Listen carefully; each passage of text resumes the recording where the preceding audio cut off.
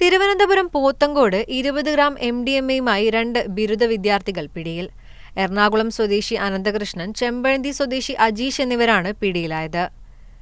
മണ്ണറയിലെ ഒഴിഞ്ഞ പ്രദേശത്ത് ഇന്നോവ കാറിൽ ലഹരി ഉപയോഗം നടക്കുന്നു എന്ന രഹസ്യവിവരത്തെ തുടർന്നായിരുന്നു പരിശോധന. പരിശോധനയ്ക്കെത്തിയ പോലീസ് സംഘത്തെ കണ്ട് കാർ ഓടിച്ച് രക്ഷപ്പെടാൻ പ്രതികൾ ശ്രമിച്ചെങ്കിലും വാഹനം അപകടത്തിൽപ്പെടുകയായിരുന്നു.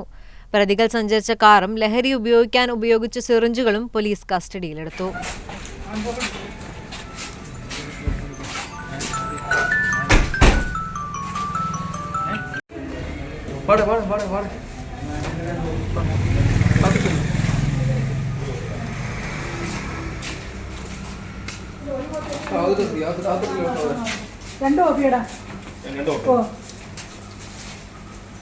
ഓരോന്നൊക്കെ എടുത്തിട്ട്